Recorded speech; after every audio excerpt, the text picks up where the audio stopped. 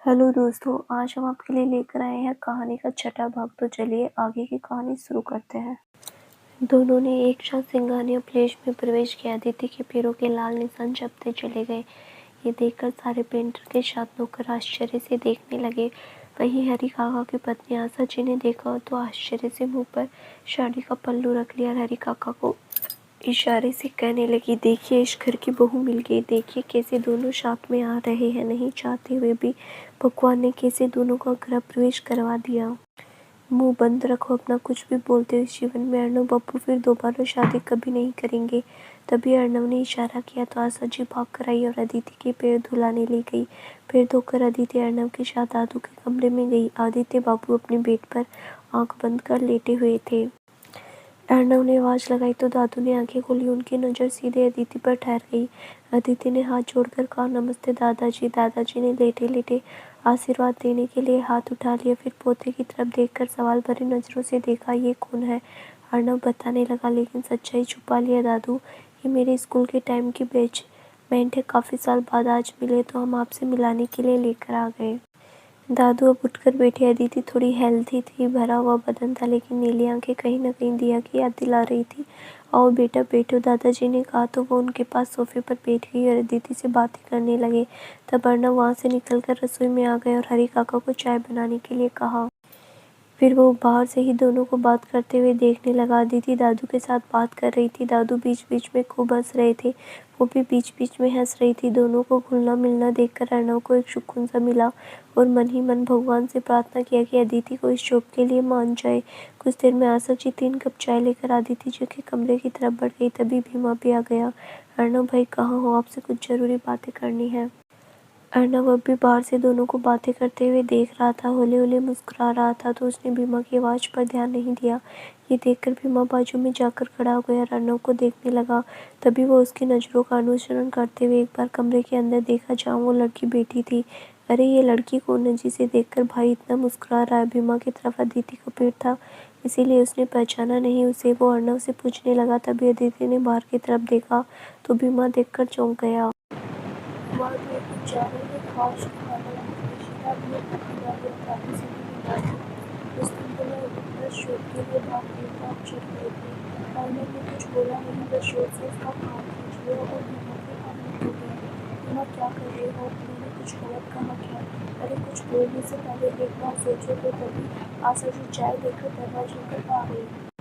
तो अर्नव आशा जी के हाथ से चाय की ट्रे लेकर अंदर आ गया तो भीमा ने कहा, काकी एक चाय मेरे लिए भी। हाँ अभी लाती हूँ। अर्नव चाय लिए अंदर गया। तभी अदिति की नज़र उस पर पड़ी। अर्नव को चाय के लिए देखते ही अदिति चौंकते हुए उठ खड़ी हुई। सर इसकी क्या ज़रूरत थी? दादू चौंक गए। जब दोनों बैचमेट्स थे फिर सर क्यों बोल रही है? वहीं भीमा भी चौंक गया, इसे सर क्यों बोल रही है? अर्नव ने दादू के चेहरे को भांपते हुए तुरंत कहा, दादू इसका कहना है कि अब मैं बड़ा आदमी हो गया हूँ तो नाम लेकर बुलाने से इसे संकोच हो रहा है। तब दादू कुछ नहीं बोले। कुछ देर में अदिति निकल गई। इस बार अर्नव तो छोड़ने नहीं आया, लेकिन अपने ड्राइवर के साथ कार में उसे जाने के लिए कहा। अदिति इनकार करने लगी पर अर्नव के सामने वो ना नहीं कर सकी। उसके जाते ही अर्नव ने भीमा की तरफ देखते हुए कहा, ऐसे क्या देख रहे हो? तुम्हारे कहने पर मैंने उसे जॉब लगा दिया है। अब देखो वो क्या जवाब देता है। कौन सा पोस्ट ऑफर किया है भाई? Care taker. दादू के केयर टेकर? और आपको लगता है दादू मान जाएंगे? उसे घर में रहने देंगे? हाँ बिल्कुल, क्यों नहीं रहने देंगे। मुझे तो नहीं लग रहा। अब देखते हैं पहले वो कुछ हाँ या ना में जवाब दे। इधर अदिति जाते हुए रास्ते पर सोचती रही, ये जॉब वाकई अच्छा है और काम से ज़्यादा तो उसे दादू आदित्य जी के साथ रहना, बातें करना बहुत अच्छा लगा था। बड़ों के साथ रहने के बावजूद भी जिस साथ और प्यार से वो अब तक वंचित रही थी, उसे ऐसा लगा यहाँ मिल जाएगी। ठीक है, अब घर पर जाकर उन्हें इन्फॉर्म कर दूंगी मैं कल से ही काम पर आ रही हूँ। घर जाते ही शाम हो चुकी थी। उसने कमरे में जाकर चेंज किया और फ्रेश होकर रसोई में आई तो नौकरों की नज़र उस पर जम गई थी। अदिति को जरा अजीब लगा। कहा, आप लोग हमें इस तरह क्यों घूर रहे हैं? हमसे कोई गलती हो गई क्या? तभी घर का एक नौकर आ गया। ने कहा, मैडम जी आप तो बहुत किस्मत वाली है, भगवान करे ऐसा हादसा सबके साथ हो। मतलब मतलब कुछ नहीं, क्योंकि तब तक दूसरे नौकर ने इशारे से मना कर दिया था कुछ भी बोलने से। वहीं अदिति कुछ समझ नहीं पाई, तभी दो नौकर आपस में बात कर रहे थे। अरे वो लगती कौन है उसका, वो तो पता नहीं, लेकिन कोई तो लगती होगी, तभी तो इतने बड़े अस्पताल में इसका ट्रीटमेंट करवाया महीनों तक, और जो भी खर्चा हुआ उसी ने उठाया। सारा बिल उसी ने पे किया और अब इसके साथ कार में घूमती हुई नजर आ रही है। अदिति ने सुन लिया और भाग कर गई। आप दोनों क्या बातें कर रहे थे अभी? किसके बारे में बात कर रहे थे? मेरे बारे में? किसने कराया ट्रीटमेंट? किसने सारा खर्च उठाया? नहीं मैम, हम आपके बारे में बात नहीं कर रहे थे। तुम दोनों मेरे बारे में ही बात कर रहे थे। क्या बात कर रहे थे? सारी सच्चाई बताओ, नहीं तो अभी मिस्टर खन्ना को कॉल करके सब शिकायत करूंगी। मैम प्लीज़ ऐसा मत कीजिए, हमें माफ़ कीजिए, हमें तो सच्चाई नहीं पता, लेकिन उड़ते-उड़ते हमें खबर लगी है कि वही जिसके साथ आज आप कार में आई थी और कल रात को आई थी, उन्होंने ही आपका इलाज करवाया है। और वो कौन है? मिस्टर खन्ना के कोई लगते हैं? हाँ, हमें नहीं पता, लेकिन वो बड़े आदमी हैं, उनको कौन नहीं जानता। आदित्य एंड सन्स ग्रुप के जो ओनर है आदित्य राय सिंघानिया, उनका पोता है वो। ये सब सुनकर अदिति चौंक गई और कुछ सोचकर मन में बेहद गुस्सा भर आया। और सोचने लगी कि आखिर उन्होंने क्यों मेरा इलाज करवाया। मैंने तो इसका नाम भी कभी नहीं सुना है।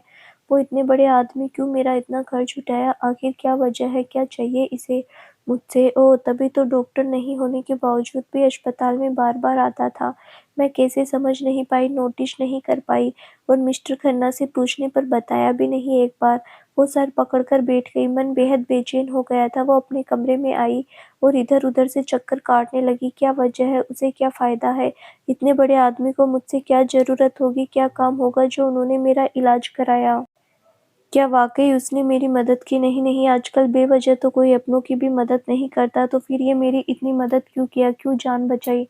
और अब जॉब भी लगवा रहे हैं, वो भी अपने घर में, कहीं इसका मकसद कुछ और तो नहीं? क्या करूँ? अभी फ़ोन करके पूछूँ? उसने हाथ में फ़ोन लिया और नंबर डायल करने लगी, लेकिन एक बार फिर रुक गई। नहीं, अभी नहीं, कल उससे मिलकर बात करती हूँ। हाँ, यही ठीक रहेगा, मिलकर ही बात करती हूँ, सारी बातें क्लियर करूँगी। इधर अदिति से मिलने के बाद दादाजी बहुत खुश हुए। उसी शाम अर्णव को अपने कमरे में बुलाकर कहा, बेटा, वो लड़की मुझे पसंद है, मेरे पोता बहू बनने के लायक है, तो हमारी तरफ से हाँ है। जितना जल्दी हो सके एक अच्छा मुहूर्त देखकर तुम दोनों शादी के बंधन में बंध जाओ। अर्णव चौंक गया। दादू, आप क्या कह रहे हैं? आप शायद समझे नहीं। वो इस घर में आएगी, पर आपकी पोता बहू बनकर नहीं, आपकी केयर टेकर बनकर, आपकी देखभाल के लिए रहेगी वो। मैंने तभी बताया नहीं कि आप नाराज होते तो शायद नहीं तैयार होते, इसीलिए। क्या क्या कहा तुमने? Care taker? कोई ज़रूरत नहीं है मेरे लिए केयर टेकर लाने की। कितने दिन की ज़िंदगी है मेरी। अगर लाना है तो मेरी पोता बहू को लाओ, उसके अलावा कोई नहीं। क्यों दादू, क्यों? आपने ही तो कहा था कि किसी को ले आओ तो मेरी देखभाल करे। तो ले आया, मैं बहुत अच्छे से आपकी देखभाल करेगी। अरे वो एक ट्रेंड नर्स है, और मैंने कहा ना, मुझे केयर टेकर की ज़रूरत नहीं, मतलब नहीं। उसे घर को एक सुघड़ गृहिणी की ज़रूरत है, ना कि ट्रेंड नर्स की। भगवान के घर जाने का समय हुआ तो इस उम्र में मुझे केयर टेकर को रखने या देखने की ज़रूरत नहीं। घर में जवान पोता है, और अब मैं सिर्फ पोता बहू को देखने की, लाने की इच्छा रखता हूँ, पर पोता पोतियों को देखना चाहता हूँ, अपनी गोद में खिलाना चाहता हूँ। दादू, आप जानते हैं ना क्या हुआ था 2 साल पहले? जो हुआ था अब भूल जाओ, ज़रूरी नहीं कि फिर वही हो, वही दोहराए। इंसान एक बार जो गलती करता है वो भूल होती है, सबक लेते हैं, सीखते हैं। तुम अभी भी सीखोगे, मुझे लगता है। अब तुम एक बहुत ज़िम्मेदार इंसान हो, रिस्पॉन्सिबल हो। हाँ हूँ, पर अब मैं नहीं पड़ना चाहता शादी के बंधन में। फिर दिया के साथ ये अन्याय होगा। मैंने उससे प्रॉमिस किया था, अब लाइफ में कोई और लड़की नहीं आएगी। सीधे-सीधे बोलो ना, तुम अपने दादा को खुश नहीं देखना चाहते हो? जीवित रहते नहीं देखना चाहते? अरे क्या मेरे प्यार का कोई मोल नहीं? मैं अपने इकलौते पोते से इतनी सी खुशी की उम्मीद नहीं कर सकता? भगवान, ये दिन दिखाने से पहले मुझे उठा क्यों नहीं लिया? दादू, ये क्या अनाप-शनाप बोले जा रहे हैं, और पैंतरा जो आजमा रहे हैं ना इमोशनल ब्लैकमेल करने का, मैं नहीं मानने वाला आपकी बात। अगर आपकी तबीयत खराब है तो मैं डॉक्टर को यहाँ बुलाता हूँ। उनकी देखभाल से, ट्रीटमेंट से आप सही रहेंगे, खुश रहेंगे, नहीं कि इस घर में बहू आ जाने से, मेरी शादी हो जाने से। दादू ने अपने मुँह पर कंबल ओढ़ लिया और अंदर से बोले, मेरी मेहनत का, संघर्ष का यही परिणाम मिलना था मुझे। नहीं दादू, मैं आपको कैसे समझाऊँ, मुझे समझ नहीं आ रहा। तुम मुझे मत समझाओ, अब मेरी बातों को समझो, उस पर अमल करो। मेरी बात कान खोलकर सुन लो। अगर वो लड़की इस घर में आएगी तो मेरी पोता बहू बनकर, केयर टेकर बनकर नहीं। भला ये क्या बात हुई दादू? उस लड़की की भी तो अपनी लाइफ है, अपने कुछ सपने होंगे, कुछ पसंद होगी। हम अपनी पसंद उस पर थोप नहीं सकते। हमने जॉब की बात कही है, अचानक शादी की बात कैसे कहूँ? वो क्यों मानेगी? और हो सकता है पहले से ही उसकी लाइफ में कोई और हो। वो तुम्हारी प्रॉब्लम है, तुम्हारी परेशानी, तुम्हारा लुकआउट है। मैं बस इतना चाहता हूँ वो लड़की आएगी तो सिर्फ मेरी बहू बनकर, केयरटेकर बनकर नहीं। वो जीती जागती इंसान है, कोई खिलौने वाली गुड्डी गुड़िया नहीं जिसके साथ अपनी मर्जी चलाऊंगा मैं। गुस्से में बड़बड़ाते हुए अनुभव वहां से उठकर अपने कमरे में आ गया। उसे कुछ समझ नहीं आ रहा था कि क्या करूं क्या नहीं। वो अपने कमरे में ही इधर से उधर चक्कर काटने लगा। क्या करूं? इस जॉब के लिए मना कर दूं? हाँ, यही सही रहेगा, उसे मना कर देता हूँ। फिर अगर वो रीजन पूछेगी तब क्या बहाने बनाऊंगा, क्या बताऊंगा? ओ गॉड, ये मैं कहाँ फंस गया भगवान। अब तुम ही मेरी मदद करो, कुछ ऐसा कर दो कि वो लड़की इस जॉब को करने से इनकार कर दे। मैं किसी भी कंपनी में कहीं भी उसकी जॉब लगवा दूंगा पर वो ये जॉब करने से मना कर दे। वो यही सब सोचते हुए आज रात भी उसे नींद नहीं आई। कुछ देर बाद वो फिर उठा और दादू के कमरे की तरफ बढ़ गया कि एक बार उन्हें आराम से समझाता हूँ। अगर शादी यही उनके जीवन का सहारा है तो मैं करूँगा, लेकिन इस तरह नहीं, उस पर अपनी मर्जी चलाकर नहीं, उसकी रजामंदी से। और जब उनके कमरे में गया तो देखा दादू गहरी नींद में सो रहे। उन्हें जगाना उचित नहीं समझा। वापस आने लगा, लेकिन एक बार जी में आया कि जरा लाइट ऑन करके देखूं सच में सो रहे हैं या मुझे देखकर जानबूझकर आंखें बंद किए हैं। मन में बोलते हुए उसने लाइट ऑन किया तो देखा वो दादू बेहोश हो चुके थे। नब्ज चल रही थी पर बिल्कुल हिल-डुल नहीं रहे थे। उनके कई बार आवाज़ लगाई, नहीं बोले, ना ही अपनी आंखें खोले। अर्नव बहुत घबरा गया। एक सेकंड के अंदर मन में अनु को बुरे विचार उत्पन्न हो गए। उसने तुरंत डॉक्टर को कॉल किया और हरी काका को भी आवाज़ लगाई। कुछ मिनट के अंदर डॉक्टर आ गए। चेकअप करने के बाद कहा बस उनका बीपी शुगर डाउन हो गया था, इसीलिए बेहोश हो गए थे। लेकिन डॉक्टर बीपी शुगर डाउन होने के कारण, क्योंकि दवाई वगैरह ये समय से ले रहे हैं और उनकी डाइट भी बिल्कुल परफेक्ट है। फिर देखिए, एक तो इनकी उम्र हो गई है और ये भी हो सकता है कोई टेंशन तनाव होता है, तो खान पान के साथ ये भी ध्यान में रहे कि ज़्यादा टेंशन या नाराज़गी वाली बात इन्हें ना कहे। इस उम्र में ये सब उनके लिए बिल्कुल भी ठीक नहीं है। अर्नव शॉक्ड रह गए, आंखों में आंसू छलक पड़े। दादू, क्या मेरी शादी को लेकर इतना सोच लिया, इतना तनाव हो गया कि उनकी स्थिति ऐसी हो गई? क्या सच में मैं ऐसा पोता हूँ जिन्हें उन्हें कोई खुशी नसीब नहीं हुई? हाँ, सही तो बोल रहे, अकेले उन्होंने मुझे पाला पोसा, सबका प्यार दिया। मैंने बदले में उन्हें क्या दिया? कुछ भी नहीं। मैं कमाना तो दूर, उनकी कमाई हुई प्रॉपर्टी भी नहीं संभाल पाया। अब तो मुझे शादी के लिए कह रहे हैं। पोता बहू पोते पोते की उम्मीद लगाए बैठे हैं। मैंने उनकी ये इच्छा भी पूरी नहीं की। वाकई में मैं एक अच्छा पोता नहीं हूँ, इंसान तो बिल्कुल भी नहीं। वाकई मेरे साथ आज तक कोई खुश नहीं रह पाया। मन में बोलते हुए वो अपना सिर पकड़कर बैठ गया। हाँ, पर मैं भी क्या करूँ? एक तो मैं इस शादी के बंधन में पड़ना नहीं चाहता, ऊपर से उस लड़की से अचानक रिश्ते की बात करना, शादी के लिए अपना डिसीजन सुना। एक तरह से तो उसके साथ ज्यादती ही है। भला वो मेरी बात क्यों मानेगी, जिसे मैं ना जानता हूँ ना वो मुझे जानती? फिर अचानक को वो मेरी बात क्यों मानेगी? क्या करूँ, कुछ समझ नहीं आ रहा है। दादू तो अब तक होश आ चुका था। वो बिस्तर पर लेटे हुए थे। वहीं बगल में चेयर पर अर्नब बैठा हुआ खुद ही कुछ सवाल जवाब कर रहा था। इधर अदिति भी रात भर ठीक से सो नहीं पाई। दिमाग में बस नौकरों की कही बातें, अर्नव का चेहरा आंखों के सामने आता रहा। अब समझ आया वो इतना अच्छा क्यों बन रहा था, हंस हंस कर क्यों बात कर रहा था। पर कोई नहीं, अब मैं किसी की बातों में नहीं आने वाली। ना चाहिए मुझे उसकी मदद, ना चाहिए उसकी नौकरी। और दिमाग में यही बातें सब घूमते हुए न जाने वो कब सो गई। अगली सुबह अदिति और जल्दी उठ गई। काम में मन नहीं लग रहा था, फिर भी अपना सब कुछ निपटा कर रेडी हो गई। फिर तुरंत अर्नव को कॉल किया। इधर अर्नव भी रेडी हो रहा था। जैसे ही अदिति का कॉल देखा तो झट से दादू की कही बातें याद आ गई और एक पल के लिए कॉल इग्नोर किया। पूरा रिंग बजकर रह गया, लेकिन उसने फ़ोन रिसीव नहीं किया तो अदिति ने दोबारा कॉल ट्राई किया। इस बार उसने रिसीव कर लिया। हेलो सर, मुझे आपसे अर्जेंट मिलना है। हम कहाँ मिल सकते हैं? ठीक है, मुझे भी आपसे बात करनी है। आप चाहे तो सिंघानिया। नहीं नहीं, मैं आपके घर नहीं आ सकती, ना ही आपके ऑफिस में। हम कहीं बाहर मिले तो फिर ठीक है, हम 2 घंटे में स्टारबक्स में मिलते हैं। एक्सक्यूज मी सर, फिलहाल स्टारबक्स में जाने की हैसियत नहीं है मेरी, तो मैं वहाँ नहीं आऊँगी। अर्नब कुछ जवाब देता उससे पहले ही अदिति ने फिर कहा, हम कहीं बाहर किसी ढाबे या यूं ही सड़क किनारे चाय की टपरी पर मिलते हैं। उसकी आवाज़ में कड़वाहट और गुस्सा साफ झलक रहा था। अर्नब समझ नहीं पाया अचानक ये नाराज़ क्यों है, क्या हो गया, क्या बात है? हेलो सर, आप मेरी बात सुन रहे हैं?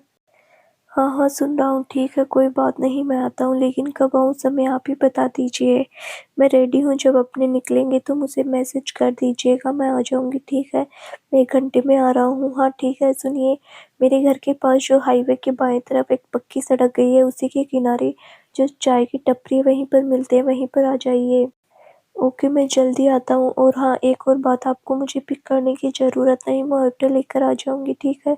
आप जैसा आना चाहती हैं आ सकती हैं, वैसी कोई बात है क्या? आप नाराज़ लग रही हैं, इससे आपको क्या मतलब? आप होते कौन हैं पूछने वाले?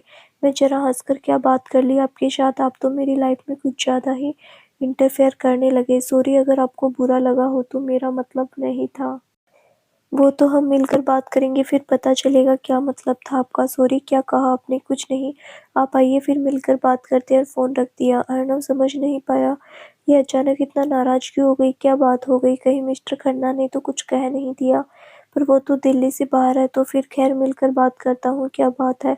वो झटपट रेडी हुआ और दादू के कमरे में आया। दादू आप आराम कीजिए, मैं थोड़ी देर बाहर से आता हूँ। दादू ने धीरे से कहा, थोड़ी देर में या बहुत देर में, पर मेरी बातों को ध्यान में रखना। मेरी पोता-बहू को जितनी जल्दी हो सके ले आओ, मेरी आखिरी इच्छा पूरी कर दो। अर्णव ने बस हाँ में सिर हिला दिया। वो बाहर निकला तो मौसम खराब हो रहा था।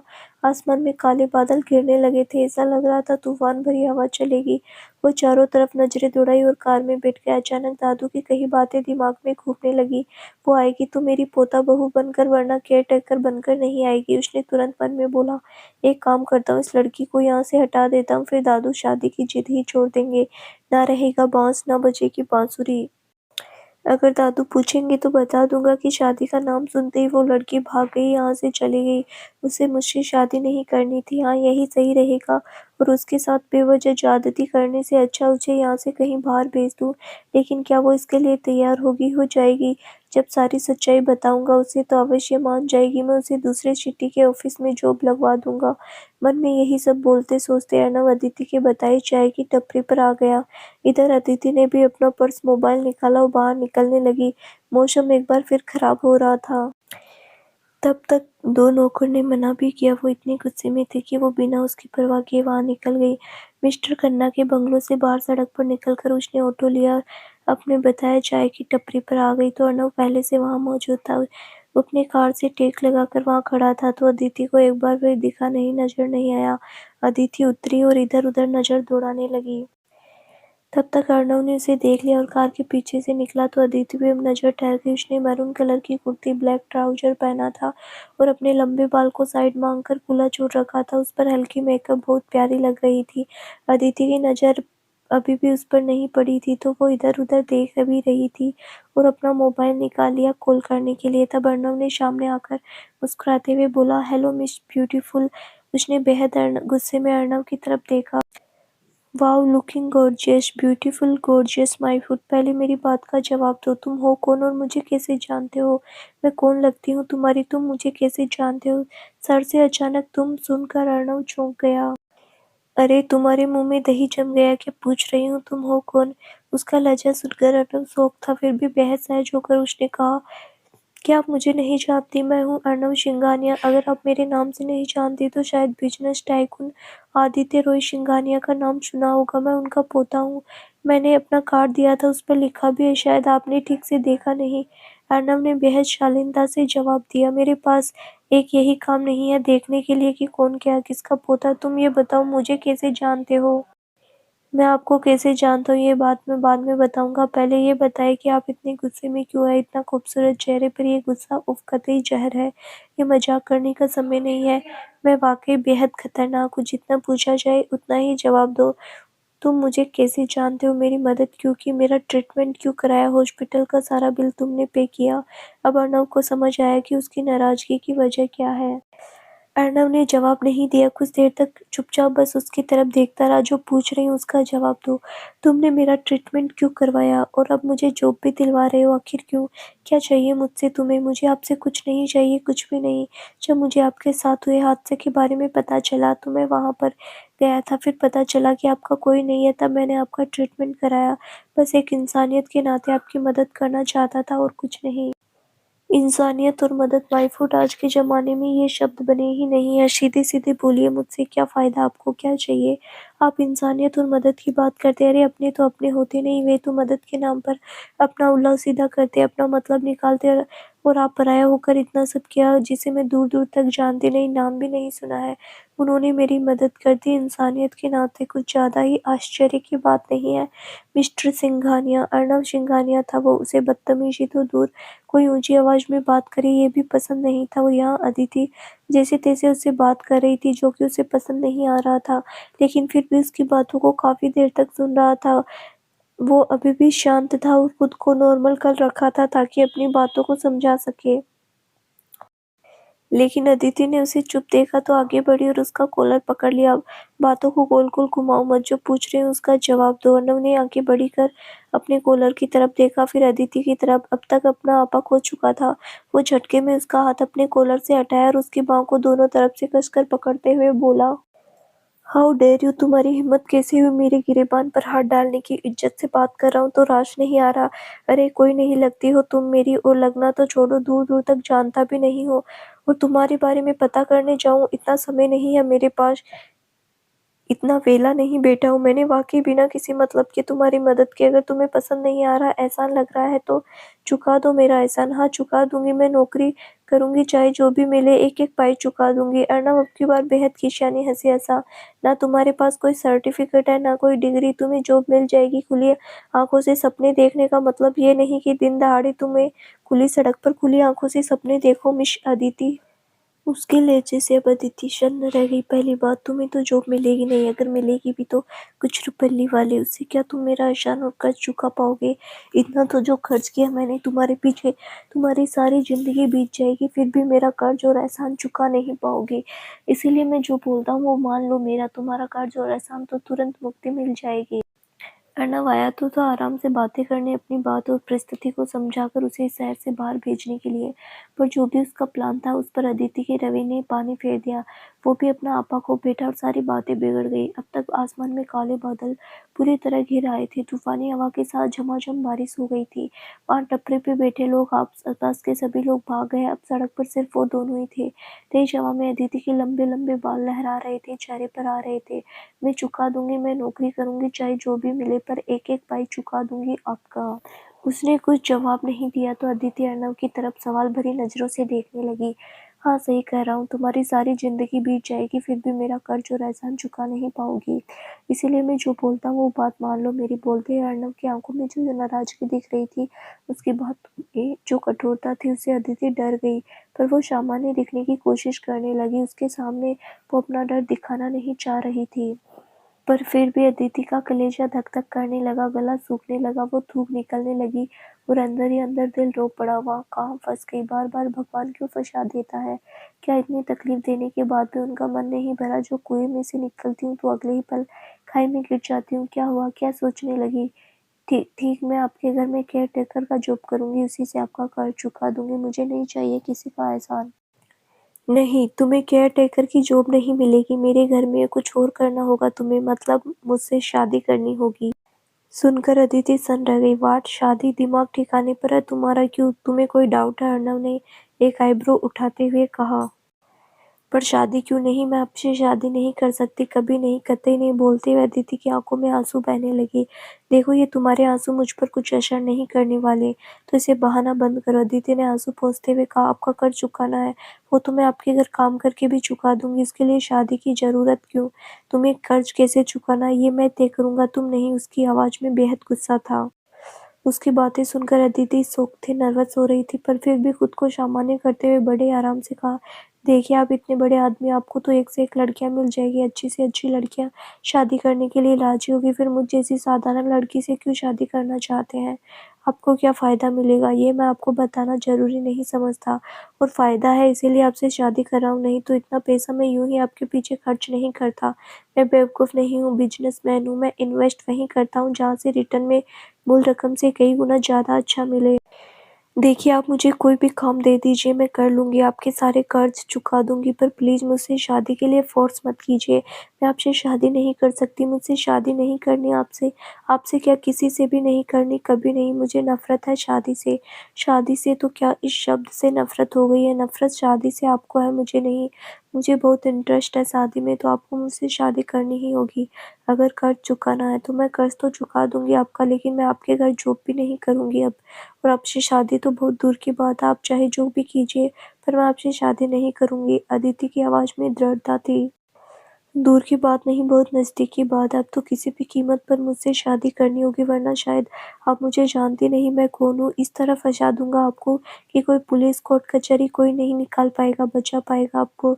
जो जितना कहता हूँ उतना कीजिए। बोलते हुए अर्नव का चेहरा कस चुका था। ये देखिए, ये देखकर अदिति अब की बार पैरों में गिर गई। प्लीज़ मुझ पर रहम कीजिए, दया कीजिए। आप जो काम कहेंगे मैं करूँगी, पर मैं आपसे शादी नहीं करूँगी। प्लीज़ समझिए बात को। अर्णव तुरंत पीछे हट गया। ये नौटंकी करने की ज़रूरत नहीं, चलो उठो। लेकिन अदिति वैसे ही बैठी रह गई। तब अर्णव ने उसे बाँह पकड़ झटके से उठा दिया। उसकी आंखों में देखते हुए कहा, ये रोना-धोना क्यों, इतना दिखावा किस लिए? अरे तुम्हें तो खुश होना चाहिए। इतनी आसानी से इतना पैसा और पावरफुल हस्बैंड मिल रहा है, जो कि हर लड़की का सपना होता है। फिर ये नौटंकी और ओवर एक्टिंग क्यों? बाकी लड़कियों के सपने होंगे आपके पैसे वाला पावरफुल पति में, मेरा नहीं। अरे मेरे सपने में आप क्या कोई नहीं है, शादी शब्द ही नहीं।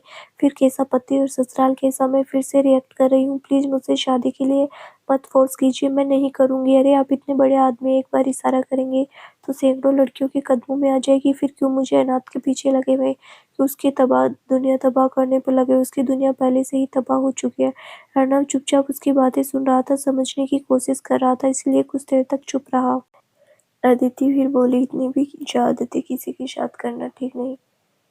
अरे आपसे कोई लड़ नहीं सकता, पर जिसे बेवजह दुख पहुंचाएगी उसकी हाय जरूर लगेगी। ओ गॉड, ये मैं कहाँ फंसा दिया तूने। इससे तो अच्छा यही होता, मैं उस रात खाई में ही मर जाती। जिंदा रहने और ऐसे जलील होने से अच्छा मौत आ जाती मेरी। सुनकर अर्नव ने जोर से टपक दिया, मुंह बंद रखो अपना, मैंने जहाँ कहा उस पर अमल करो। और फिलहाल मैं भी जा रहा हूँ, उम्मीद है जल्दी जवाब मिलेगा। पर एक बात और, जवाब हाँ में ही रहे। वैसे ना में भी रहेगा तो मुझे कोई फर्क नहीं पड़ता है, शादी तो होकर रहेगी। अदिति ने बिना कुछ बोले अपने आंसू पोंछे और वापस मिस्टर खन्ना के घर के लिए बढ़ गई। तेज बारिश अब भी हो रही थी, वो पूरा भीग चुकी थी। ठंडी का महीना था, तेज बारिश, उसे भी ठंड लगने लगी थी। वो ऑटो ढूंढने लगी जाने के लिए, लेकिन शायद बारिश की वजह से ज़्यादा ऑटो वाला सड़क पर दिखाई नहीं दे रहा था। जो भी आ रहा था, कोई भी मिस्टर खन्ना के घर की तरफ जाने को तैयार नहीं था। अर्नव अभी भी रुककर वह अदिति को देख रहा था। जी मैं एक बार उसे घर तक छोड़ दूं, पर अभी भी जो परिस्थिति थी इसमें वो तैयार नहीं होती। वो भी जाना नहीं चाह रहा था, कोई हमदर्दी दिखाना नहीं चाह रहा था। तभी एक ऑटो वाला आया। आदित्य ने हाथ दिखाया, पर उसने जाने से इनकार कर दिया।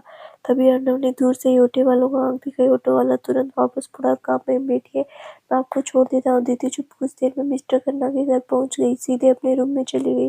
नीचे फर्श पर एकदम से बैठ गई। एक बार फिर आंखों में आंसू बहने लगे।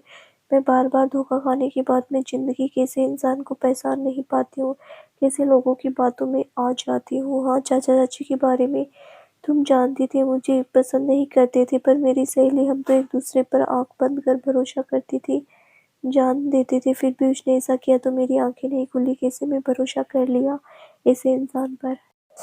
पल भर में लोगों की दुनिया, जिंदगी कैसे बदल जाती है पता चल रहा। हाँ, अब नहीं बदलती होगी, बस मुझे से अनाथ की बदलती होगी, जिसका कोई नहीं होता। सच में अब समझ आ रहा है, इसके आगे पीछे कोई नहीं, उसका और मजबूरी का फायदा सब उठाना चाहते हैं।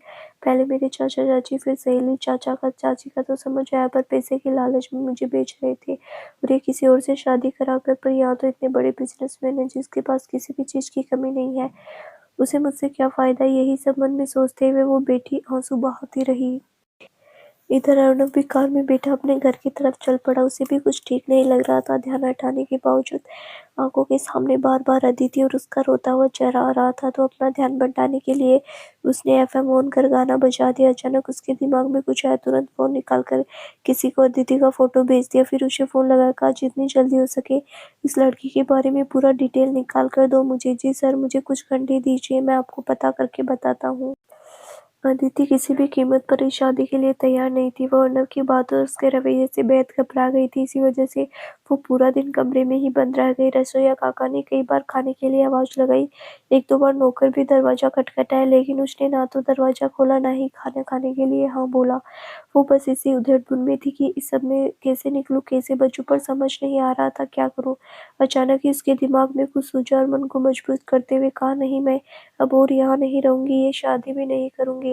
अरे मैं भले ही अकेली हूँ, लेकिन इतनी भी मजबूर नहीं कि कोई उसका फायदा उठाए। हाँ, यही सही रहेगा, मैं चुपके से यहाँ से भाग जाऊंगी। मैं ये शहर छोड़ दूंगी, लेकिन मिस्टर खन्ना जब दिल्ली आएंगे और उन्हें पता चलेगा तो फिर क्या होगा, क्या सोचेंगे वो। नहीं, कुछ नहीं होगा, कुछ नहीं सोचेंगे। अगर यहाँ नहीं रही तो हो सकता है कल को मिस्टर खन्ना भी बदले में कुछ मांगे। तो अब तक देख लिया, एक बार नहीं कई बार देख लिया, बिना किसी फायदे के कोई किसी की मदद नहीं करता। मैंने उसी दिन पूछा था मिस्टर खन्ना से, कौन मेरा ट्रीटमेंट करवाया, तभी उन्होंने नहीं बताया। शायद इसी ने बताने से मना किया होगा। नहीं, अब चाहे जो कुछ भी हो जाए, मैं यहाँ नहीं रहूंगी, यहाँ से निकल कर जाऊंगी, पर जाऊंगी कहाँ देखती हूँ। कोई ना कोई व्यवस्था हो जाएगी, मैं जितनी जल्दी हार मानने वाली नहीं। अदिति अपने कमरे में काफी देर तक रह गई। नौकर ने लंच के लिए बुलाया तो बाहर नहीं निकली। एक बार फिर रसोइया आया बुलाने के लिए, मैम साहब आप कुछ हल्का फुल्का खा लीजिए, नहीं तो सर हमें डांटेंगे। लेकिन वो उसकी बातों को नजरअंदाज कर दरवाजा लॉक करने लगी। तभी अदिति ने डोर खोला और कहा, काका जल्दी से डिनर बना दीजिए, बहुत भूख लगी है। क्या खाना है बता दीजिए, मैं तुरंत बना देता हूँ। कुछ भी बनाइए, पर जल्दी जरा बना दीजिए। जी मैम साहब, मैं अभी बनाता हूँ। उधर अर्णव भी अपने घर चला गया। जो कुछ भी उसने अदिति को कहा था, इस सबसे वो बेहद बेचैन हो रहा था। ओ गॉड, मैं ये क्या करना चाहता था, क्या कर दिया, किस तरीके से बात की उससे। पर उसकी नाराजगी इतनी बढ़ चुकी थी कि अगर मैं सारी सच्चाई बताता समझाता तो भी वो मानती नहीं, सुनती नहीं। अब अगर सच्चाई बता भी दूंगा तो उसकी गलतफहमी इतनी बढ़ गई है कि वो मेरी बात समझेगी भी नहीं। इधर दादू की जिद इतनी है, क्या करूँ, शायद कुछ नहीं, अब जैसा है वैसा ही रहने देता हूँ। समय और परिस्थिति जब ठीक लगेगी सब बता दूंगा उसे। अर्णव का मन बहुत खट्टा हो चुका था और चुपचाप अपने घर गया और बिना चेंज किए ही बिस्तर पर लेट गया। दिमाग में बार बार अदिति और उसकी कही बातें याद आ रही थी। संयोगवश उसी दिन शाम को दादू माइनर अटैक आया। तुरंत डॉक्टर की टीम बुलाई गई। उनका ट्रीटमेंट शुरू हो गया। दादू ठीक हो गए, पर अर्णव बेहद घबरा गया। आज दादू ने कुछ नहीं कहा, परंतु फिर भी उनके कानों में आवाज गूंज रही थी, मेरी आखिरी इच्छा नहीं पूरी करोगे। अर्णव बेचैन हो गया। तभी उसके मोबाइल पर एक कॉल आया। सर, मैंने पता कर लिया, वो लड़की प्रॉपर कानपुर की रहने वाली है। अभी कुछ महीने पहले लखनऊ से अपनी शादी से एक दिन पहले वो भागी थी और सच में उसका कोई नहीं है, वो अनाथ है। सुनकर अर्णव शॉक्ड रह गया। फिर बोला, ठीक है फोन रखो। वो घर से निकल गया। इधर रसोइया ने जल्दी खाना बना दिया तो अदिति ने खाया, तुरंत अपने कमरे में आ गई। अंदर से दरवाजा लॉक कर लिया उसने। झटपट एक बैग में कुछ कपड़े जरूरत का सामान रख लिया, परंतु फोन छोड़ दिया ताकि कोई उसका पीछा ना कर सके। उसकी तबीयत कुछ ठीक नहीं लग रही थी। फिर भी वो देर रात सबके सो जाने के बाद चुपके से सबकी नजरों से बचकर घर से बाहर निकली और रोड पर तेज तेज कदमों से जाने लगी। वो कहाँ जाएगी, कैसे जाएगी, उसका कोई अंदाजा नहीं था।